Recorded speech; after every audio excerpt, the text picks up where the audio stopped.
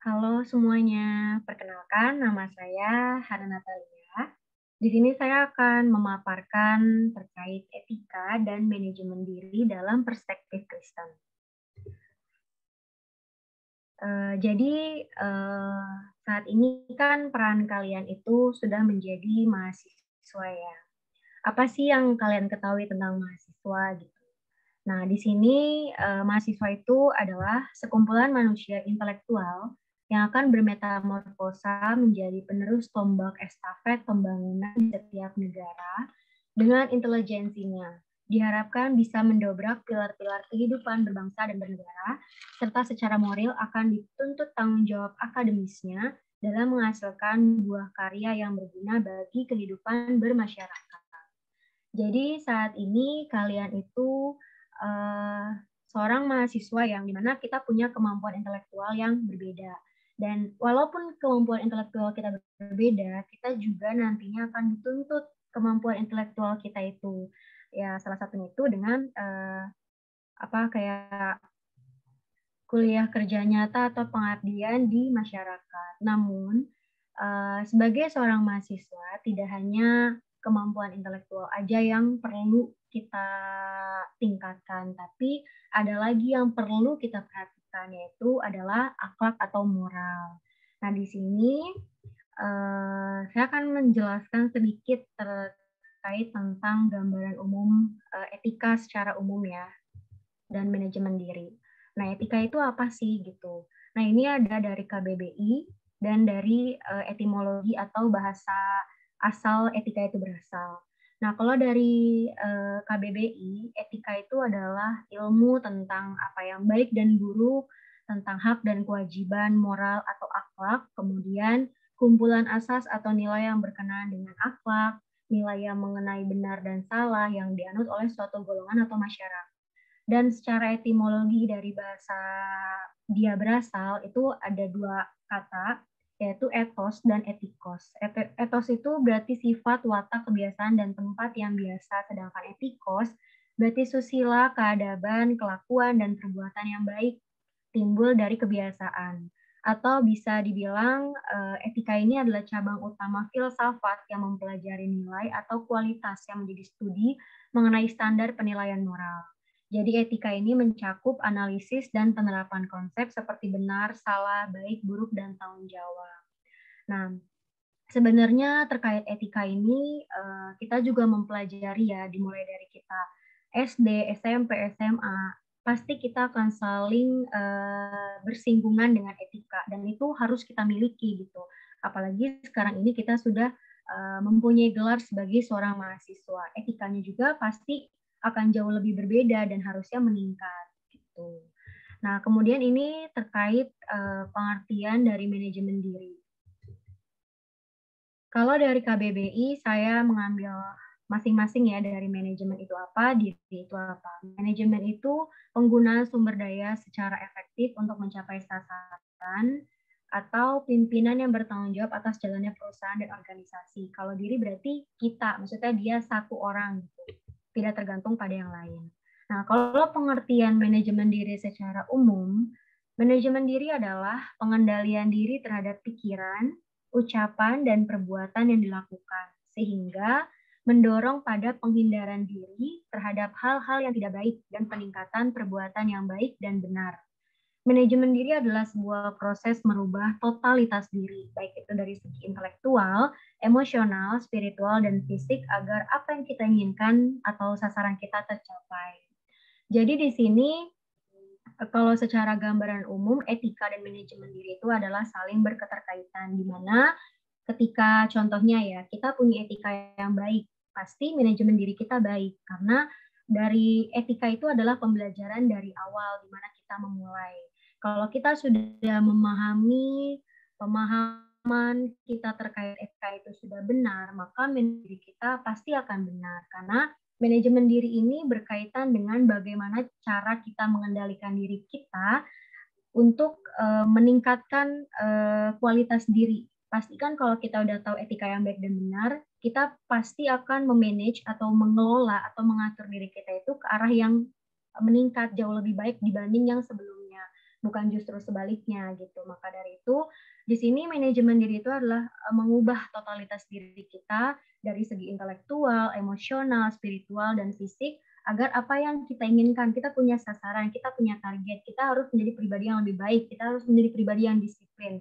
Pasti ada proses pengubahan diri itu menjadi terarah gitu, menjadi kayak kita harus menjadi seorang yang disiplin gitu.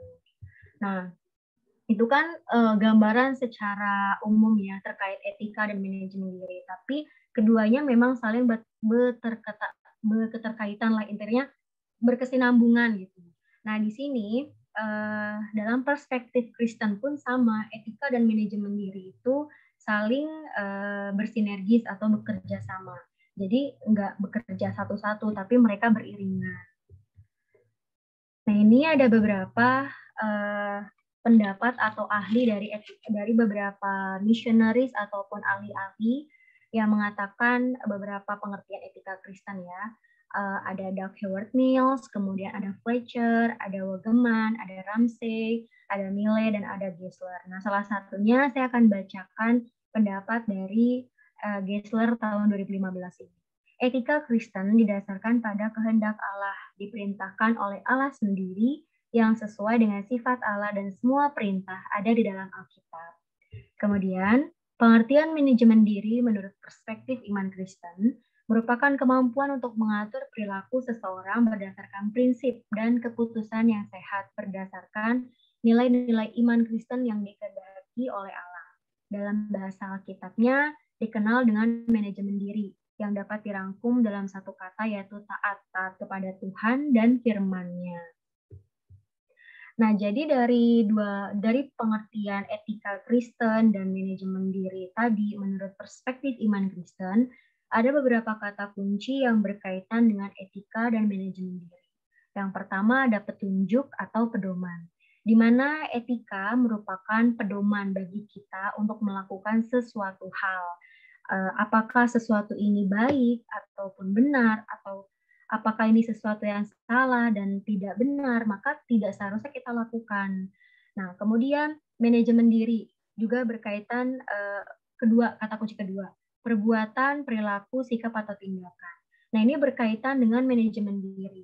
Dengan misalnya manajemen diri ini kan tindakan kita untuk mengarahkan diri kita kepada dasar yang tepat gitu. Nah, di sini dasarnya itu adalah kata kunci ketiga, yaitu yang dikehendaki Allah dan Alkitab. Etika Kristen dan manajemen diri menurut perspektif iman Kristen, semuanya itu tertuju atau fokusnya kepada firman Tuhan, yaitu yang kita pelajari di dalam Alkitab, dan semuanya itu sudah dikehendaki oleh Allah dan pasti dikehendaki oleh Allah. Dan bagaimana pengimplementasian daripada etika dan manajemen diri ini, kita melakukannya itu didasarkan pada nilai-nilai iman Kristen yang nanti kita tahu daripada buah-buah roh. Itu wujud daripada nilai-nilai iman Kristen. Nah, kesimpulan dari yang bisa saya sampaikan terkait etika Kristen adalah pengajaran tentang perilaku dan sikap orang Kristen, di mana Allah adalah pusat dan Kristus sebagai teladan untuk mempraktekkan nilai-nilai iman dalam kehidupan sehari-hari, serta Alkitab menjadi dasar atau petunjuk orang Kristen dalam melihat semua aturan-aturan yang baik dan benar. Nah, etika Kristen ini akan membentuk manajemen diri, di mana manajemen diri ini kita mempunyai pandangan yang seimbang dan akurat mengenai diri kita, menghormati kemampuan diri, tetapi juga mengakui kelemahan kita, serta rasa hormat kepada kita sendiri dan kepada orang lain. Jadi etika Kristen ini akan membangun manajemen diri kita melalui pendidikan dan pengajaran iman Kristen yang kita peroleh tadi dari dasar kita yaitu Alkitab. Nah, di mana ketika etika Kristen dan manajemen diri ini saling bersatu ataupun saling bekerja sama, maka akan terwujud karakter Kristen. Apa sih karakter Kristen itu? Karakter Kristen itu di mana kita menjadi serupa dan segambar dengan Kristus. Nah, kemudian ini ada beberapa hal di mana gambaran Alkitab tentang etika dan manajemen diri menurut perspektif Kristen. Ada 4. Yang pertama, Alkitab mengatakan bahwa hidup kita itu dijadikan seturut dengan gambar dan rupa Allah. Jadi, seperti yang sudah kita ketahui, etika yang baik berarti kita menganut pada seturut dengan gambar dan rupa Allah, etika yang baik dan manajemen diri yang sesuai dengan perspektif iman Kristen, kita harus menjaga tubuh kita daripada hal-hal yang daripada hal-hal yang jahat dan mengatakan bahwa diri kita itu sempurna sesuai dengan karena kita sudah dibentuk dengan gambar dan rupa Allah. Kemudian yang kedua, Alkitab mengatakan bahwa hidup kita adalah bait Allah. Etika yang baik, kita menghargai tubuh kita, jangan ditato, jangan dicoret-coret, dan manajemen diri yang baik berkaitan dengan hidup kita adalah bait Allah. Kita mengatur atau mengarahkan diri kita untuk mempergunakan diri kita itu untuk kemuliaan Tuhan. Ya, kita memanfaatkan apa yang Tuhan boleh berikan kepada kita sebagai kita ini bait Allah. Kita mau membuat diri kita ini untuk memuliakan nama Allah. Menjauhi diri daripada hal-hal yang tidak baik. Kemudian yang ketiga, Alkitab mengatakan, kasihilah sesamamu seperti kamu mengasihi dirimu sendiri. Nah, ini ada dalam Matius 22 ayat 39 yang berkaitan dengan hukum yang utama dan terutama. Jadi, etika Kristen ini mengajarkan kita untuk saling mengasihi kepada teman-teman dan di sekeliling kita. Kemudian, dari manajemen diri kita juga berkaitan dengan mengasihi sesama ini, kita membuat diri kita ini bisa berbaur dengan segala kalangan. Tapi kita juga harus mengetahui bahwa kalangan itu baik atau tidak. Kalau kalangan itu tidak baik untuk pergaulan kita, jangan kita teruskan. Tapi cukup kita kasihi dia. Tidak perlu kita cemooh kayak, oh kalangan ini nggak baik, kalangan ini harus dijauhi. Tidak. Jadi cukup kita menerapkan apa yang Tuhan kasih ke kita, yaitu kasihilah sesama gitu. Atau mungkin dengan kita punya tujuan yang baik, kita bisa arahkan diri kita untuk bergaul dengan mereka dan kita bawa mereka ke bait Tuhan, nggak ada salahnya. Gitu. Nah, yang keempat, Alkitab mengatakan bahwa kita harus melupakan dan memiliki pasangan yang seimbang. Nah, ini merupakan salah satu etika Kristen yang saat ini sudah seringkali dilanggar. Kalau kita mengerti pemahaman terkait dengan etika, kita harus tahu bahwa Tuhan, misalnya jangan pernah coba-coba untuk menentukan pasangan ataupun teman hidup. Karena Tuhan sudah mengatakan di dalam Alkitab bahwa kita harus merupakan pasangan yang seimbang, sevisi dan semisi, maksudnya dalam satu iman ya. Kemudian manajemen diri kita yang baik. Kalau kita punya target atau tujuan hidup yang mengarah kepada Tuhan, poin keempat ini pasti akan menjadi fokus kita untuk menentukan siapa yang akan kita pilih untuk menjadi pasangan hidup kita. Nah, ini merupakan 4 contoh gambaran terkait etika dan manajemen diri menurut perspektif Kristen. Nah, kemudian apa yang menjadi dasar daripada etika dan manajemen diri? Yang menjadi dasar dan landasan adalah firman Tuhan, yaitu Alkitab. Kenapa? Karena di dalam Alkitab kita akan menemukan semua jawaban yang kita butuhkan terkait dengan etika Kristen dan kemudian apa yang harus kita lakukan sebagai orang-orang percaya, bagaimana kita melihat, bagaimana kita mempelajari etika, bagaimana kita memanajemen diri kita sesuai dengan apa yang dikehendaki Allah. Karena Alkitab adalah pedoman bagi orang-orang yang hidup dalam kerajaan Allah. Kemudian, apa sih pentingnya etika dan manajemen diri dalam kehidupan sehari-hari menurut pandangan iman Kristen? Jadi kalau dari etika Kristen, landasan kita berhasil itu bukan diukur karena harta duniawi kita, tapi melainkan dari sikap takut akan Tuhan. Nah, seperti yang tadi sudah dibahas, etika dapat menjadi acuan untuk menentukan tindakan dan perilaku yang tepat dari seseorang agar dapat menghasilkan karakter yang tepat. Dan di mana manajemen diri juga harus mencakup pembentukan karakter. Pembentukan karakter ini diwujudkan dalam pengajaran dan pendidikan, bukan hanya sebatas penyaluran pengetahuan, melainkan mampu mencintai, mengelola, dan melakukan tindakan yang tepat sesuai dengan nilai yang berlaku.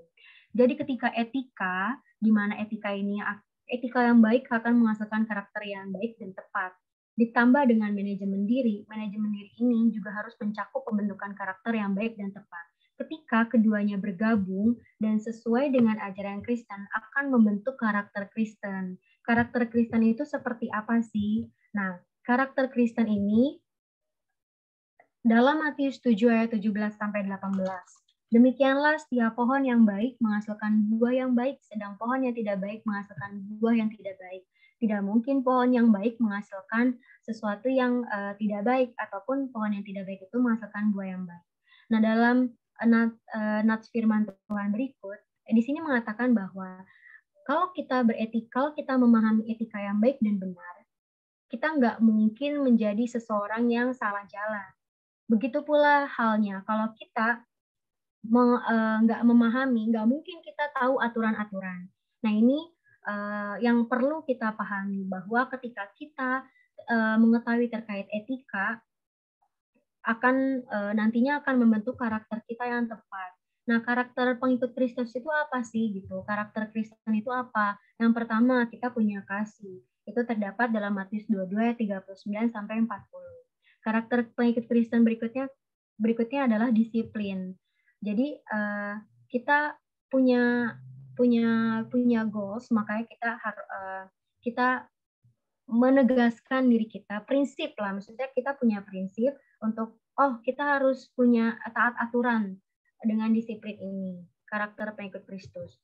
Yang ketiga adalah jujur, berintegritas, karena salah satunya Tuhan itu nggak suka karakter yang bimbang. Kalau dalam Matius 5 ayat 37 sampai 48, jika ya hendaklah kamu katakan ya, jika tidak ya katakan tidak. Jangan iya enggak deh enggak gitu. Tindakan seperti itu bukan merupakan karakter pengikut Kristus. Dan yang keempat adalah mencakup buah-buah roh. Jadi karakter pengikut Kristus, dia penuh kasih, sukacita, damai sejahtera, kesabaran, kemurahan, kebaikan, kesetiaan, kelemah lembutan, dan penguasaan diri. Nah, kemudian pentingnya manajemen diri itu adalah tadi pembentukan karakter diri. Apa aja sih yang termasuk dengan karakter diri? Yang pertama, kesadaran diri. Kesadaran diri itu adalah kondisi di mana kita sadar siapa diri kita dan memahami diri kita sendiri. Kedua, penerimaan diri. Jadi kita dapat menerima diri kita dengan segala kelemahan kita. Kita nggak perlu iri dengan orang lain dan lain sebagainya. Ketegasan diri, kita punya standar, kita punya prinsip. Kalau orang mengajak kita melakukan sesuatu yang tidak baik, punya prinsip untuk menolak. Kita punya prinsip untuk katakan tidak pada sesuatu hal yang tidak sesuai dengan kehendak Allah. Yang keempat, tujuan hidup. Yang pasti kita punya tujuan hidup. Kalau kita sudah mampu memuliakan Allah dan hidup seturut dengan gambar dan rupa Allah. Kemudian tanggung jawab diri. Pembentukan karakter diri ini salah satunya itu adalah tanggung jawab diri. Nah, tanggung jawab diri ini kita berkomitmen terhadap diri kita, berkomitmen terhadap segala sesuatu yang kita lakukan. Karena kita tahu, kalau kita punya manajemen diri yang baik, kita pasti akan melakukan hal-hal yang baik juga. Maka dari itu, kita perlu belajar untuk bertanggung jawab terhadap segala sesuatu yang kita kerjakan. Kemudian integritas diri. Integritas diri ini perilaku atau tindakan kita yang penuh dengan kepercayaan dan keyakinan. Misalnya integritas diri itu adalah kejujuran. Seperti tadi ya, salah satu karakter Kristen itu, karakter pengikut Kristus itu adalah jujur. Kita punya integritas diri, kita punya wibawa gitu. Nah, kemudian itu adalah terkait dengan etika dan manajemen diri menurut perspektif iman Kristen. Biarlah kita punya karakter Kristen. Ketika kita tahu beretika, kita memahami etika itu seperti apa, kemudian manajemen diri yang baik, mengelola diri kita baik, mengarahkan diri kita sesuai dengan gambar dan rupa Allah, kita pasti akan terbentuk karakter Kristen kita, dan kita pasti bisa menanamkan buah-buah roh tadi, kasih, sukacita, dan sejahtera. Nah, kemudian salah satu etika yang mungkin sering kali muncul ya, maksudnya karena saat ini lebih dominan online, jadi ada beberapa hal yang perlu diperhatikan terkait etika berkomunikasi. Nah, ini ada beberapa etika dalam berkomunikasi sehari-hari. Pasti bahasa kita baik, ramah, sopan. Kemudian menggunakan panggilan atau sebutan yang baik, bertingkah laku yang baik dan ramah, menempatkan diri dan menyesuaikan gaya komunikasi. Menggunakan komunikasi nonverbal kalau kita saling ketemu. Nah, tapi di sini fokusnya adalah kita akan membahas etika berkomunikasi secara online, salah satunya dalam media sosial. Nah, kita sebagai mahasiswa harus bisa membedakan mana yang baik dan buruk. Kita tahu tadi sudah belajar tentang etika. Jadi, kita harus beretika dalam menggunakan media sosial. Salah satunya, jangan menggunakan kata kasar, provokatif, porno, ataupun sara. Jangan memposting artikel atau status yang bohong atau hoax, karena sebagai mahasiswa kita itu berlandaskan literatur ilmiah ya. Jadi apa yang kita katakan harus didukung dengan literatur yang memang dibuktikan dari penelitian ataupun jurnal. Kemudian jangan mengcopy paste artikel atau gambar yang mempunyai hak cipta. Jadi ketika kita menulis sesuatu atau mengutip segala sesuatu, kita wajib menuliskan siapa yang kita kutip, tulisan siapa yang kita kutip. Sama halnya nanti kalau kalian membuat sebuah laporan, kalian nggak boleh asal menuliskan pendapat penulis tersebut dan kalian nggak klaim itu tulisan beliau, tapi kalian langsung aja itu pendapat kalian. Tidak, jadi itu salah satu etika yang nanti akan kalian pelajari lebih lanjut terkait penulisan dan lain sebagainya. Nah, kemudian yang perlu diperhatikan juga etika komunikasi yang baik saat menghubungi dosen di media sosial. Nah, salah satunya ketika kita menghubungi dosen di media sosial, ada beberapa hal ya yang perlu diperhatikan. Sepengalaman saya selama menjadi mahasiswa, yang pertama kita harus ucapkan salam dan perkenalan diri. Kalau misalkan nomor itu kita dapat langsung dari beliau ataupun kita dapat dari orang lain, kita harus beritahu gitu. Kita tahu nomor bapak, nomor ibu dari ini ataupun dari TU Tata Usaha. Kemudian kita perkenalan diri, siapa nama kita atau biasa NPM, dan kemudian setelah perkenalan diri, kemudian keperluan kita itu apa. Tapi menyampaikan keperluannya juga harus yang baik, kemudian kata-katanya sopan, tanda baca yang jelas, tidak disingkat sehingga tidak menimbulkan kesalahpahaman. Dan untuk menghubungi dosen itu kita harus memperhatikan waktu. Jadi waktu yang efektif biasanya pukul 8 sampai pukul dengan 4. Itu pengalaman saya sebagai mahasiswa. Jadi sebagai seorang mahasiswa kita perlu memperhatikan etika komunikasi ini karena banyak kejadian-kejadian yang sering kali sudah kita temui gitu di dalam media sosial. Mungkin nanti mahasiswa itu dicap sebagai seorang yang nggak berpendidikan atau yang nggak beretika. Jadi jangan sampai teman-teman, adik-adik dicap seperti itu. Jadi kita harus mempergunakan hikmat segala sesuatu kita untuk melakukan segala sesuatu. Jadi kita harus berhikmat dan manajemen diri kita dengan baik. Nah, ini ada tulisan dalam sebuah kitab 1 Korintus 15 ayat 33. Janganlah kamu sesat, pergaulan yang buruk merusakkan kebiasaan yang baik. Jadi teman-teman sekalian jaga etikanya, apa yang sudah dipelajari, biarlah itu bisa ditingkatkan semakin hari dan bertemanlah dengan yang baik, jauhkanlah hal-hal yang buruk karena yang buruk bisa merusakkan hal yang baik. Oke, ini daftar pustaka yang saya gunakan. Sekian pemaparan dari saya. Terima kasih.